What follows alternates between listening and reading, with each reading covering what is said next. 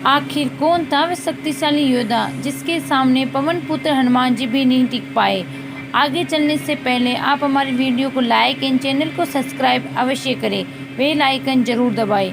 हनुमान चालीसा की चौपाई में वर्णन मिलता है, चारों युग प्रताप तुम्हारा है प्रसिद्ध जगत उजियारा। अर्थात हनुमान जी को चारों युगों में कोई परास्त नहीं कर सकता, तो उन्हें युद्ध में कौन हरा सकता है। लेकिन आपको जानकर आश्चर्य होगा, एकमात्र ऐसे योद्धा भी थे जिन्होंने हनुमान जी को हराया था। चलिए दोस्तों, जानते आखिर कौन थे वह खास योद्धा। पद्म पुराण और स्कंद पुराण में एक वर्णन मिलता है। कथा के अनुसार खास जिस योद्धा ने हनुमान जी को हराया था वह कोई और नहीं बल्कि एक तपस्वी मच्छिंद्र नाथ जी थे। इनका नाम व्याख्यात है कि ये मच्छिंद्र नाथ जी बहुत ही बड़े तपस्वी थे जिन्हें मंत्र की सिद्धियां प्राप्त थी। इन पर स्वयं भगवान शिव की कृपा थी। ये जो कहते वही हो जाता है। एक बार मच्छिंद्र नाथ जी रामेश्वर आए और भगवान राम द्वारा निर्मित राम सेतु को देखकर बहुत ही भाव विमूढ़ हो गए। भगवान की भक्ति में मन ही धारण करके समुद्र में स्नान करने लगे। तभी वहाँ पर हनुमान जी उपस्थित हुए। हनुमान जी की नज़र मच्छिंद्र नाथ जी पर पड़ी। वह बहुत ही बड़े तपस्वी थे, फिर भी हनुमान जी के मन में मच्छिंद्र नाथ जी की परीक्षा लेने का विचार आया। हनुमान जी ने अपनी लीला प्रारंभ की और बरसात होने लगी। ऐसे में वानर रूप हनुमान जी बरसात से बचने के लिए पहाड़ पर एक गुफा बनाने का झूठा नाटक करने लगे। ऐसा इसलिए कर रहे थे ताकि मच्छिंद्र नाथ जी का ध्यान टूटे और उनकी नज़र हनुमान जी पर पड़े, और ऐसा ही हुआ। कुछ समय बाद मच्छिंद्र नाथ जी की नज़र स्वयं वानर रूप हनुमान जी पे पड़ी।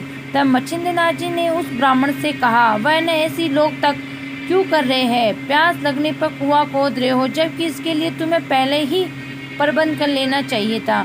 ये सुनकर हनुमान जी ने मच्छिंद्र नाथ जी से पूछा, शक्ति की बात करने वाले आप कौन हो? मच्छिंद्र नाथ जी बोले, मैं एक सिद्ध योगी हूँ और मुझे मंत्र की शक्तियाँ प्राप्त है, साथ ही स्वयं भगवान शिव का आशीर्वाद मेरे साथ है।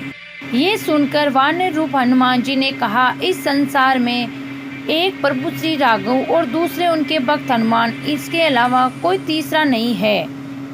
कुछ दिन मैंने स्वयं प्रभु श्री राम की सेवा की, जिससे प्रसन्न होकर प्रभु ने मुझे अपनी शक्ति का कुछ हिस्सा दे दिया था।